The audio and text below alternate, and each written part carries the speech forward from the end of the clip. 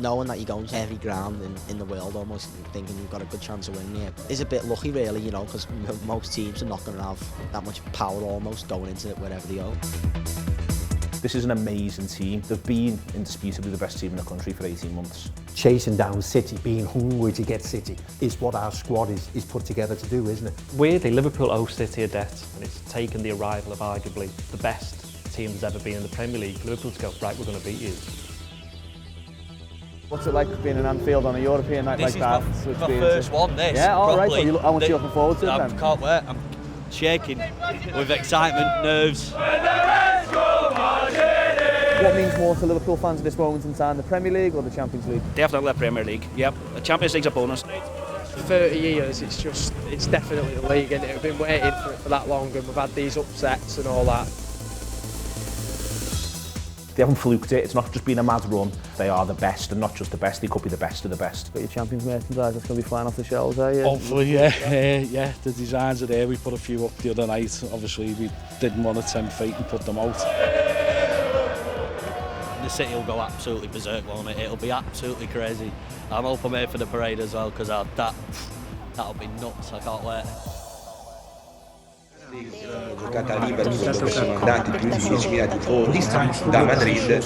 Well, here we are. I should be preparing for the Merseyside derby on a night when Liverpool could have been crowned Premier League champions, but unfortunately that's not going to happen. We are in the midst of a global crisis with the coronavirus outbreak. It's not a football problem, it's a society problem, what we all have in common. We've had a few players that have shown symptoms and signs. If I show up to an arena and ain't no fans there, I ain't playing. On Friday, the Premier League, the Football League and the Women's Super League were all suspended formally until at least the 3rd of April. In terms of social interaction, take a step back. The thing is, I have nothing to say about the coronavirus. You know, it's something that I have no decision, no influence on. All over the world, we're seeing the devastating impact of this invisible killer. I think all of us, we are trying to react to the situation that are coming on a daily basis. I think they are doing in the worldwide as much as possible, you know, to eradicate it. From this evening, I must give the British people a very simple instruction. You must stay at home. Probably the biggest disruption to the global sporting calendar since the Second World War, and at the moment, no sign as to how long it will go on for.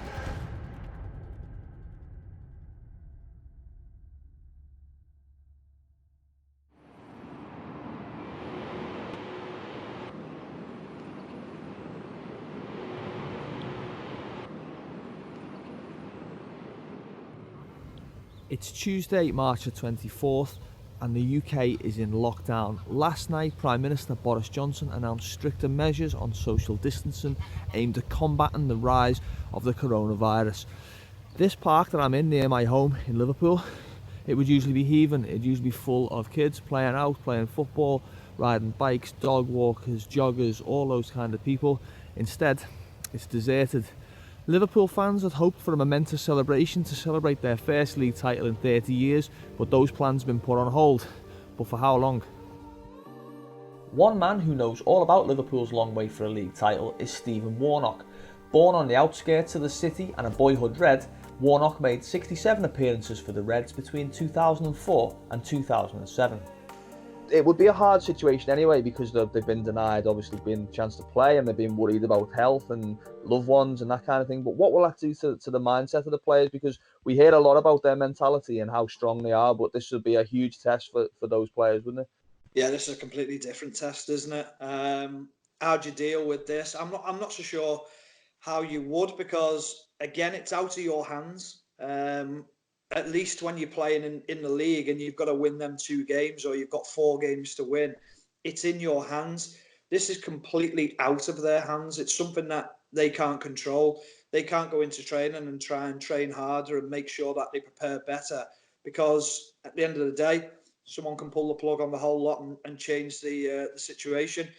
Again, I think the mindset of these players, or the Liverpool players in general this season, has been so positive, is that they have to just keep believing that the season will restart and that they have to be ready for that first game as soon as it comes up.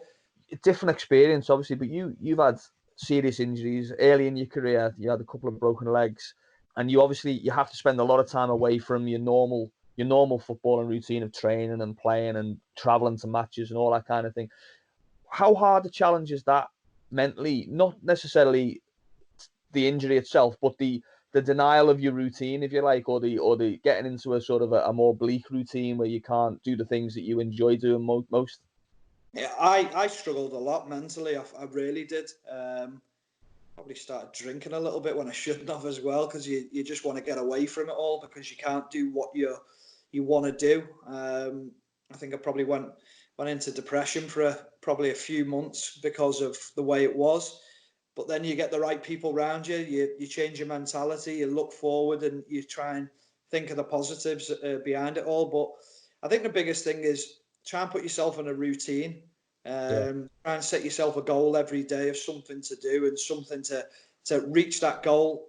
Wake up the next day, set a new goal. But it's about the people around you, the positive impact that they try and have on your life, your outcome at the end of where you want to get to, and whether they can contribute to that as well. So for me, it was always about setting goals and make sure and I tried to achieve them.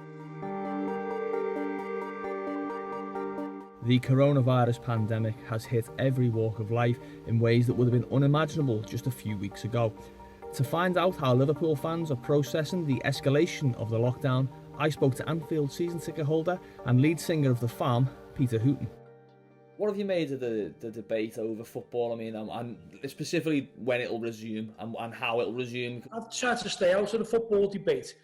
Even 2 or 3 weeks ago, we were still thinking, and we were doing podcasts on it saying, well, even if we play Everton behind closed doors and then pass, because we were even thinking on the Thursday after the Madrid game, so that was the Thursday just before the Premier League pulled the plug on the Friday, we were still thinking, well, they might play behind closed doors, you never know. Because there was an attitude of complacency. The last time Liverpool played a competitive game was Wednesday the 11th of March. It was the Champions League last 16 second leg against Atletico Madrid.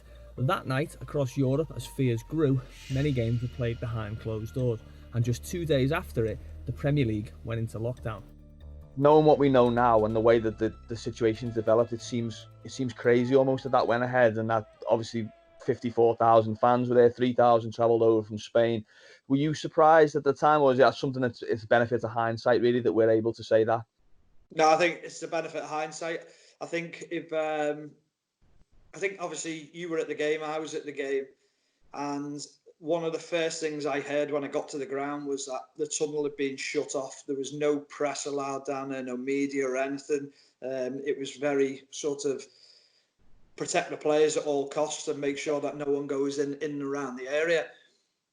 But I think if we're all being completely honest, I think we were all a little bit blasé about it. I don't think we realised the severity of the actual disease and how quick, or the virus and how quick it can spread, how contagious it can be, and how closely we were all sat in that media room that night. Now, anyone could have had it in that media room and we wouldn't have had a clue. I feel guilty about it because I reported on that game like it was a normal game and, had the same feelings about it. When you look back on it, I mean, can you believe that game took place? Not really, no, not looking back on it. And I didn't particularly want to go. I didn't follow my usual routine. I didn't go to the pub before and I didn't go to the pub afterwards. I thought I'm not putting myself at risk. It's hard to qualify the idea of being disappointed, obviously, from a Liverpool perspective or just a social perspective. But it's a massive change, isn't it? And do you think that's sort of where it's really hit home to people, that their everyday life has changed? That I think it's the simple things in life that which are denied to you, which really become, you realise how. I put on Twitter last week, I'll never ever moan about there being too much football on the telly ever again. I know it's a cliche thing, the football family and all that, but I think it's a community, it's a communal thing. And it's what Shankly used to talk about all the time, you keep society in order because you have football. It's been a generation since Liverpool were able to say they were league champions. In the intervening 30 years, the Premier League arrived and English football's culture changed dramatically. Manchester United were the dominant force of the 1990s, but since the turn of the century, their supremacy has been challenged by the likes of Chelsea, Manchester City, and on one famous occasion, Leicester City. Before the lockdown, I met up with Ian Doyle of the Liverpool Echo, the Anfield Raps, Neil Atkinson and Jan Molby, the former Reds midfielder. What's it like to win a league title and to get your hands on that trophy, to get your hands on that medal, and then have Ronnie Moran tell you to tell you to throw it away? But what's it like to be at Anfield, to lift that trophy and experience that rush? The 86 one was great because it was the break of a great team at the start of the 80s, isn't it? And then 88 with all the changes, which was very unlike Liverpool, wasn't it? I think people went into that season thinking, this can go either way.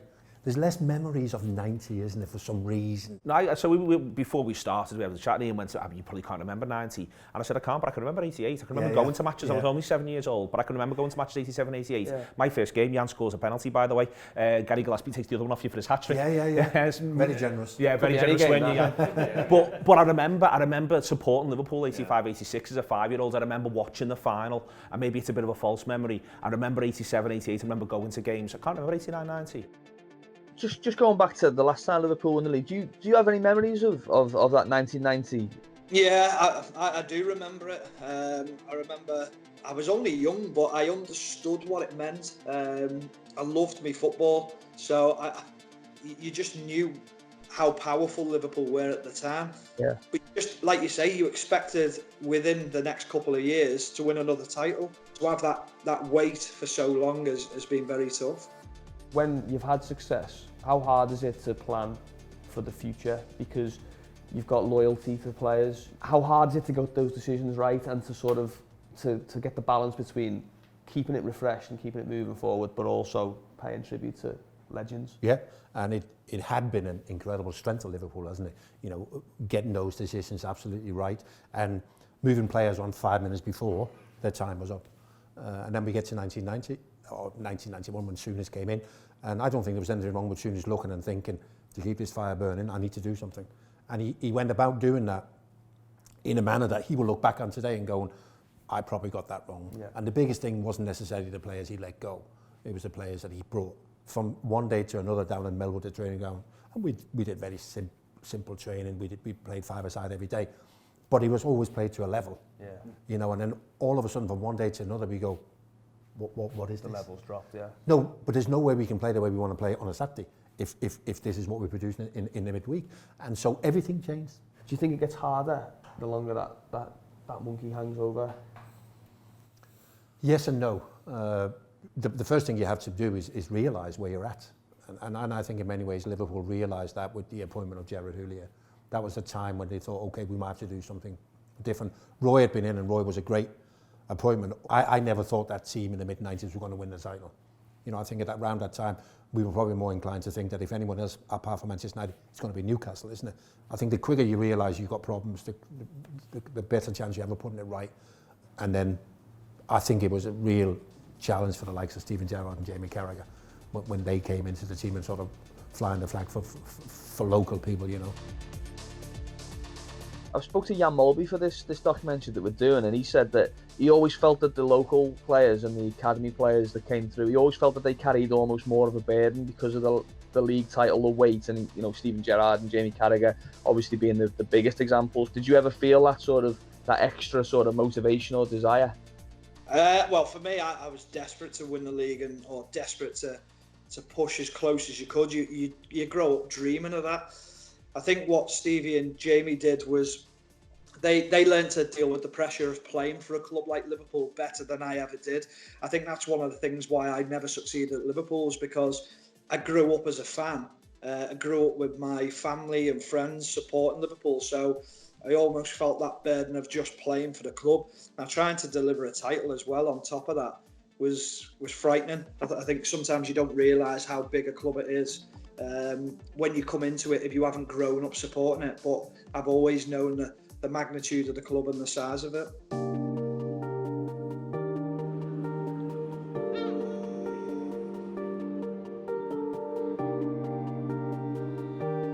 Some people, including UK Health Secretary Matt Hancock, have urged Premier League footballers to take a pay cut given the circumstances affecting people throughout society. Discussions between clubs and the Professional Footballers Association are ongoing in that regard, while Liverpool were forced to review controversial plans to furlough non-playing members of staff. The Reds are, however, making an impact in their local community, and nowhere is this more evident than in their work with the North Liverpool Food Bank. To find out more about this enterprise and to see how the food bank is handling the current climate of social distancing, I caught up with Labour MP for West Derby, Ian Byrne.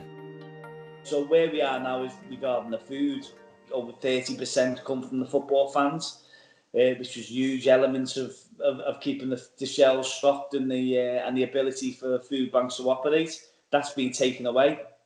So what we decided to do a couple of weeks ago was try and set up some sort of fundraising and try and do it digitally online. And, the response has been absolutely magnificent through the Just Giving page. We've total must be nearly £100,000 now, which has been raised. A lot of that by Liverpool Football Club as well. Some of their donations have been magnificent from the players, the staff, Peter Moores. So that's been crucial in giving us the ability to set up what we set up now, which is the food hubs, the making of the emergency parcels, which will start this week. You mentioned the football club there, and I know that they've, the players in particular and the foundation in particular are real supporters of that and have been for a number of years. It does come at a very good time, and Liverpool are willing to make those kind of donations. Obviously the covering the shortfall from the home games that were coming up, and then obviously the donation from the players as well. It must be massively appreciated, and obviously it sets a good example for others to follow as well. Yeah, it does. Yeah. Obviously, the biggest club in the world at the moment, and certainly the most successful, to do what it's done with regards to that. And that sort of thinking and insight into what's happening within the community is something Liverpool have developed quite well over the last 4 to 5 years. Since 1990, have they ever had, in your opinion, a team capable or a team that should have won the league?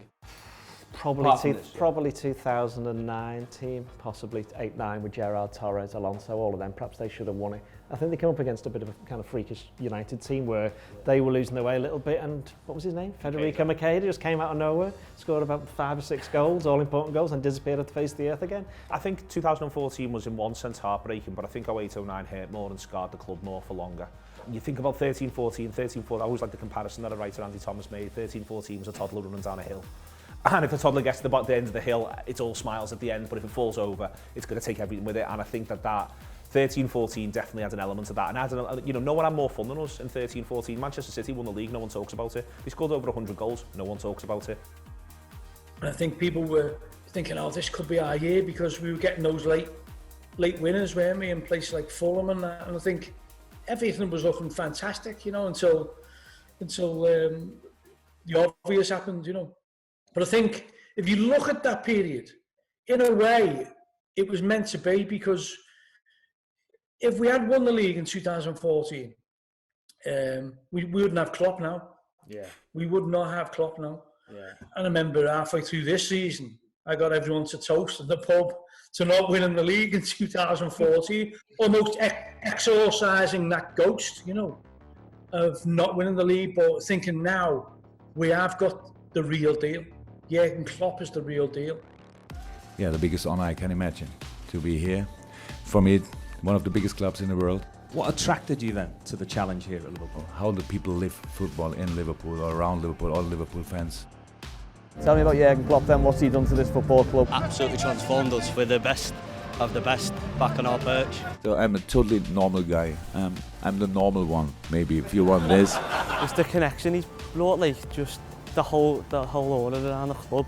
I just think we're so lucky to have him. Just so lucky to have the best manager in the world. I think if you ask any Liverpool player who's pulled on the shirt, who look at Jurgen Klopp, would think 100% I'd love to play for him. There's the old Shankly line that, it's not a matter of life and death, it's much more important than that. Klopp inhabits so many of Shankly's values, but he says the opposite. He says it's not that important. Can everyone just relax a little bit, take the backpack of history off? Is there a club in the world that puts more on the manager? Oh no, we break them. So it's why he's done ever so well so far, because he's not been, I think there's been a couple of moments where he's wobbled. But the 2-2 against West Brom, he takes them to the crowd, and then the absolute backlash he gets in the media immediately afterwards, I think that will have took him by surprise. But he decided he was ploughing his foot. I always remember the home game after them to be won, and Lovren was like, we go in the crowd then, and Klopp was like, nah, we'll leave this one. I can genuinely remember we all going, because I enjoyed that. I thought that was good. That's there, but then, you know, things like, everyone forgets the Sunderland walkout. Yeah. Literally, Klopp, in that February, on 77 minutes, a third of the ground walks out. Did you think Klopp, that was possible? That we manage it. I didn't think we get that many. Klopp wasn't there, was he? Klopp missed that game through illness. Yeah, he missed that game, which I think was convenient, but he was doing all this pre-match stuff. The way he spoke about it was he didn't take a side. By not taking a side, I think he made his view on it very, very clear, because the easiest side to take would be to back his employer.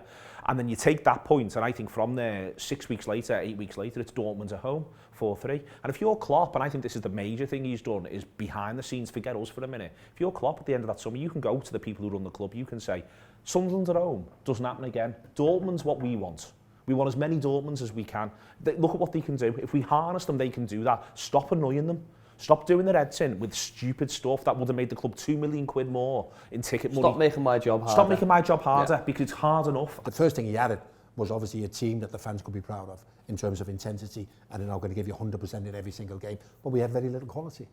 And then we had Sadio Mane, and then all of a sudden you start getting people on your side because you made good signings, which compare that to Rodgers when he sold Suarez, and his first man through the door is Ricky Lambert, isn't it? All them things is exactly what you're on about, isn't it? What was the final piece of the jigsaw that you thought? He is the final piece of the jigsaw, that is, and it just wasn't. I don't think there's a player in this team that's been the final jigsaw. I think the final piece of the jigsaw's been in here, in the minds, the mentality. He talks about mentality monsters. You look at every time in the Premier League era when Liverpool have finished second, the hangover from it has been so big that normally the manager's gone within about 12 months. Benitez had gone within 12 months. Rodgers had gone, I think it was 15. Klopp has mentioned it so many times, and that's something that he's built from the minute he walked in.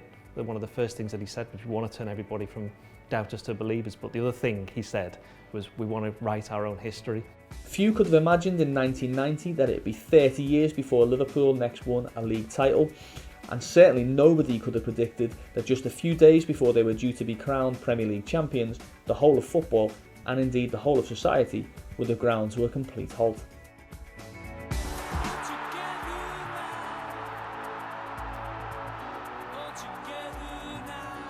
I was only 7 years old when Liverpool last won the title in 1990. I think given the current state of the world, everybody's health and safety is the most important thing at this moment in time. Pretty much every day since that period, I've thought and imagined what it would be like for Liverpool to win the title. If the teams in the relegation zone get relegated, then we should definitely win the league. Certainly when you see thousands of people losing their lives and friends and loved ones falling ill and people losing their jobs and suffering immense hardship, you know, it does put things into perspective. But by the same token, you know, there's nothing wrong with talking about football and wanting to know when it comes back. Well, I think this step away from things, this realisation of what could actually be taken away from you, it's almost like now a footballer will feel how I felt when I retired. A lot of money's been spent by fans more than anything else, and they would like to see things through to a conclusion. I'd never want to hand it to us. We still had games to go, so in my opinion, you know, no, I don't want to hand it either. Even though we are only 2 wins away, for me, it would just feel a bit cheap. Anything worth winning is worth fighting for and worth the wait. I've had to wait a lifetime. So, for me, this is just one way of, and another way of prolonging the inevitable. You know, when you think of all the ways that Liverpool cannot win a league, you would not think that this would be one of them. And the thing is, I've got friends who support Arsenal, who support Man United, who support Chelsea, this, whatever, and the banter's gone. I'm having to get to know my Arsenal mates. And I just hope to God that we manage to somehow get this league over the line, because I think we absolutely deserve it. I think they'll get that little bit of realisation once they go back into it to understand what they've missed. I don't mind if we don't win the league this year, because we could also always do it next year undefeated, because we have got a fantastic squad, fantastic fans and the best songs around. I mean, people have been waiting 30 years, but I've only been waiting 10 myself, but it's still a long time to wait.